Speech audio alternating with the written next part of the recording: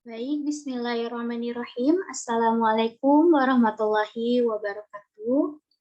Perkenalkan, nama saya Lia Andriani dari kelas B, Pendidikan Bahasa Arab Universitas Negeri Jakarta. Pada pertemuan kali ini, teman-teman, saya akan mempresentasikan mengenai modul dan learning management system yang digunakan oleh Universitas Terbuka.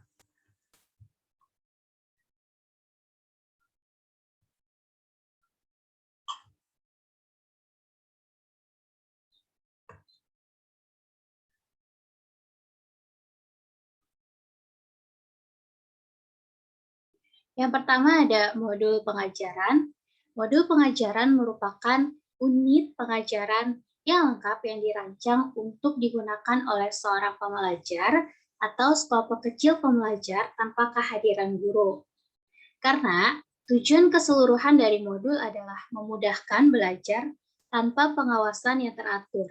Seluruh elemen mata pelajaran yang diberikan guru biasanya harus dibentuk menjadi sekumpulan materi cetakan, audiovisual, atau yang berbasis komputer. Modul tersebut harus menarik perhatian siswa, memperkenalkan topik, menyajikan konten baru, memberikan latihan dengan kegiatan umpan balik, menguji penguasaan, dan memberikan perbaikan tindak lanjut atau pengayaan. Perbedaan utama antara sebuah modul dan sekedar buku atau video atau mata pelajaran komputer adalah bahwa seluruh prosedur pengelolaan pengajaran harus disediakan.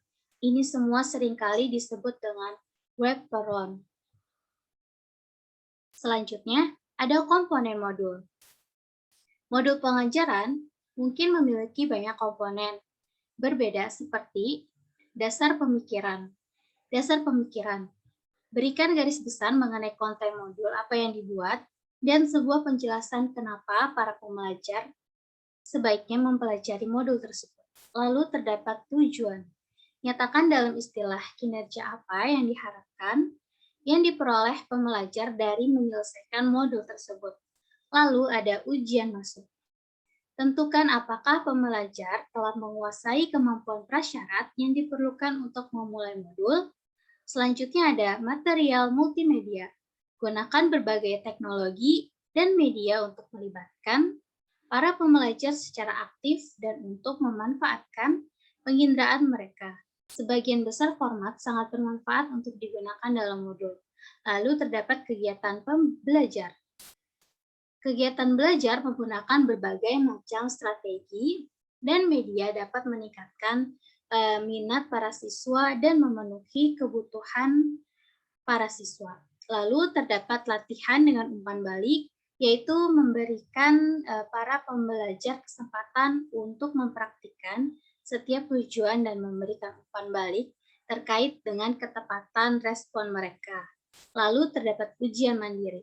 Nah, memberikan kesempatan kepada para siswa untuk meninjau kembali dan memeriksa kemajuan mereka sendiri.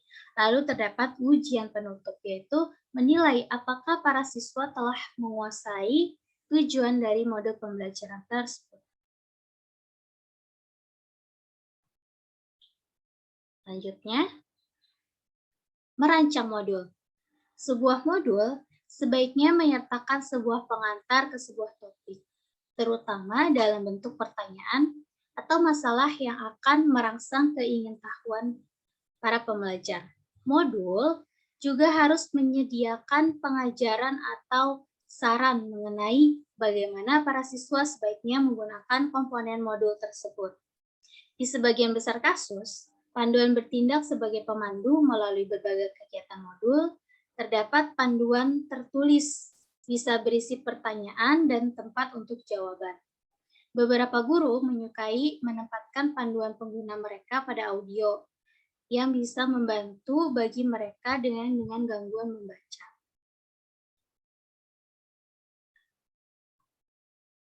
Sistem belajar terpadu. Selanjutnya ada sistem belajar terpadu. Nah, dalam penggunaan modul berbasis komputer, yang sedang marak adalah sistem belajar terpadu atau Integrated Learning System (ILS), yang merujuk pada serangkaian stasiun kerja komputer yang berjejaringan yang dilengkapi dengan peranti lunak atau akses online ke sekumpulan modul untuk mata pelajaran yang berurutan. Sebuah instalasi ILS, misal menyediakan 4 stasiun kerja komputer, berjejaring di tiap ruang kelas di bangunan sekolah. Menunya meliputi ratusan modul yang diurutkan dengan cermat di seluruh beberapa tingkat kelas dan mata pelajaran. Nah, guru nantinya bisa nih menentukan siswa yang mana yang akan menggunakan sistem untuk modul yang mana. Para siswa seringkali bekerja sendiri-sendiri di stasiun kerja ini ya selama 45 menit per hari. Ketika mereka menyelesaikan satu modul, mereka akan diuji dan diarahkan ke mata pelajaran selanjutnya yang sesuai. Peranti lunak manajemen akan mengumpulkan dan menyimpan seluruh informasi mengenai kemajuan siswa dan menyediakan laporan bagi guru dan administrator. Selanjutnya, terdapat keuntungan menggunakan ILS ya. Jadi terdapat beberapa keuntungan jika kita menggunakan ILS.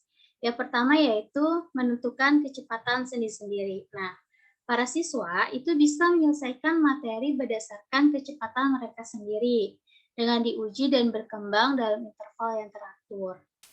Lalu selanjutnya ada kemasan total, yaitu keuntungan terbesar adalah bahwa sebuah modul itu merupakan paket pengajaran yang terpadu. Jadi tidak ada keharusan untuk berusaha menyatukan seluruh materi agar memenuhi tujuan-tujuan belajar.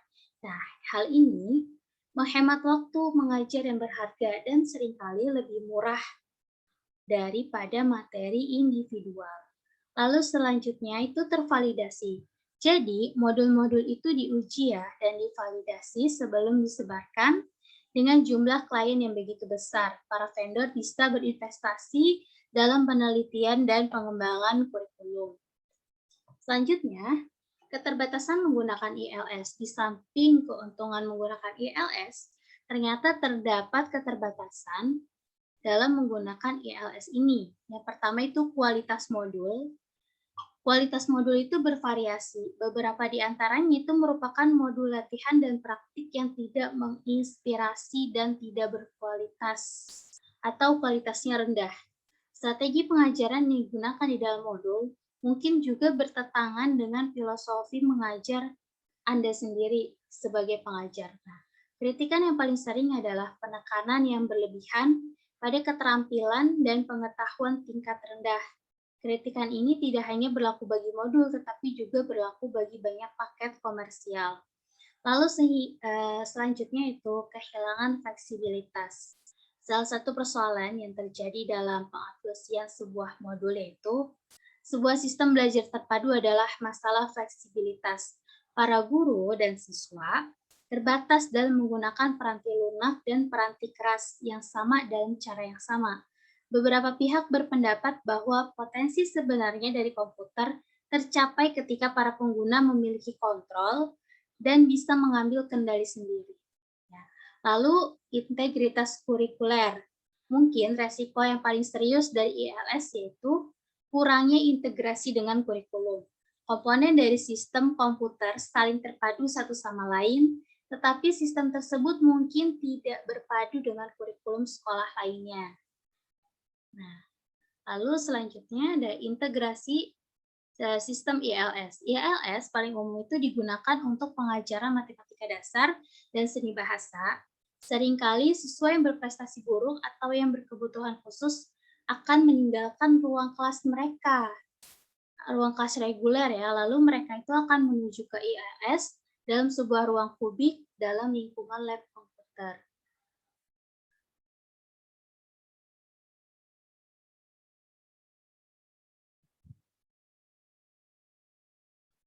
Nah, ILS ini juga memantau kemajuan para siswa saat mereka bekerja berdasarkan modul, melaporkan waktu mengenai tugas, dan menyajikan hasil prestasi. ILS paling umum digunakan untuk pengajaran matematika ya dan juga bahasa. Lalu aplikasi menarik di masa depan menjadi aplikasi salah satu mata pelajaran ILS yang di dalamnya merupakan satu komponen dari program sekolah keseluruhan yang menggabungkan pengajaran secara tim, unit tematik, keterlibatan siswa dan orang tua dalam penentuan tujuan, dan kustomisasi terhadap penentuan staf pengajaran setempat. Sebuah LLS yang tidak secara komprehensif terpadu ke dalam kurikulum tidak akan membantu para siswa mencapai hasil pendidikan yang diinginkan. Nah, lalu ada contoh modul Universitas Terbuka. Ini adalah contoh modul yang berhasil saya unggah ya. Nah, ini contoh modulnya ada daftar isi.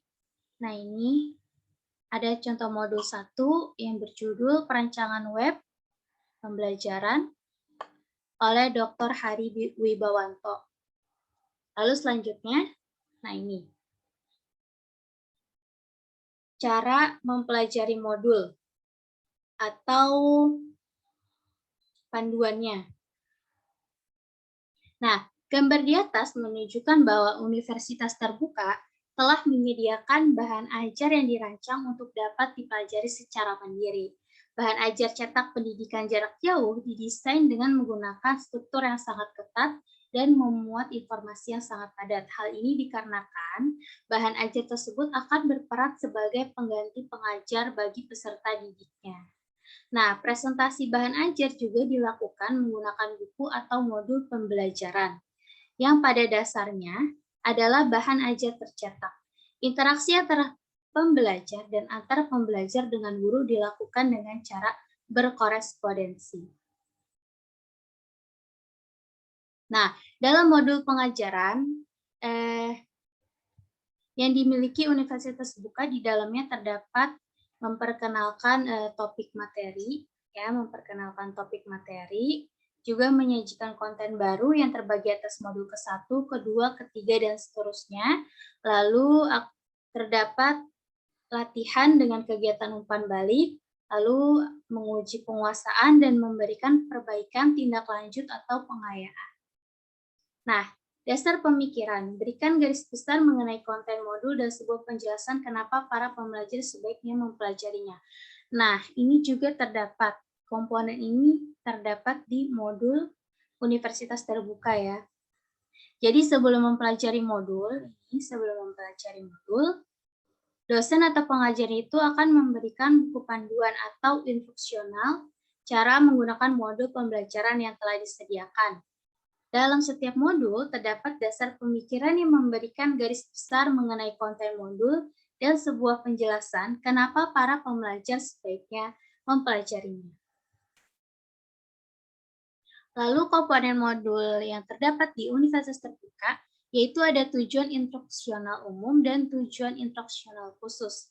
Tujuan ini akan mengukur kinerja apa yang diharapkan atau diperoleh pembelajar dalam setelah menyelesaikan modul-modul tersebut.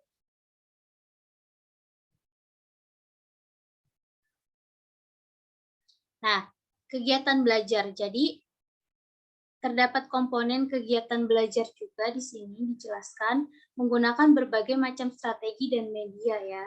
Jadi di sini di komponen modul UT juga terdapat kegiatan belajar, lalu terdapat latihan dengan umpan balik. Nah, latihan dengan umpan balik ini memberikan para pembelajar kesempatan untuk mempraktikkan setiap tujuan dan memberikan umpan balik terkait ketepatan respon mereka.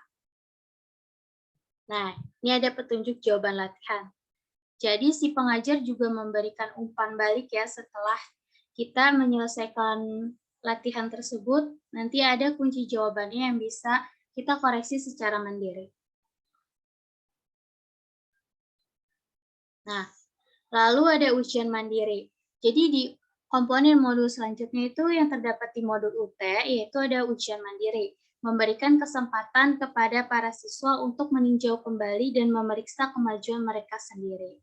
Jadi dalam modul ini dilengkapi tes formatif 1 dan tes formatif 2 yang bisa mengukur kinerja siswa setelah mempelajari modul tersebut. Selanjutnya ada LMS atau Learning Management System Universitas Terbuka. Learning Management System atau yang kita kenal itu LMS, yaitu sebuah metode pembelajaran full online seluruh mata kuliah dengan memanfaatkan LMS atau Learning Management System. Melalui LMS, mahasiswa dapat mengakses materi perkuliahan, discussion board melalui forum diskusi, chatroom, serta mengakses tugas kuliah yang diberikan oleh dosen. Nah, Universitas Terbuka melalui rencana strategis atau RESTRA pada tahun 2005 sampai tahun 2010 menjadikan e-learning sebagai salah satu prioritas pengembangan. Nah, ada integritas LMS. Database yang ada di aplikasi tutorial webinar atau TUWEB dapat dihubungkan dengan sistem database mahasiswa UT. Hal ini akan memudahkan pengelolaan data mahasiswa peserta tutorial webinar. Sehingga mahasiswa yang akan mengikuti tutorial webinar adalah mahasiswa yang hanya benar-benar telah meregistrasikan mata kuliah pada semester berjalan. Dalam pelaksanaan tutorial webinar, tutor berfungsi sebagai narasumber dan fasilitator bagi mahasiswa. Jadi, TUWEB ini atau tutorial webinar ini terdapat suatu komponen yang terdapat di aplikasi LMS Universitas Terbuka.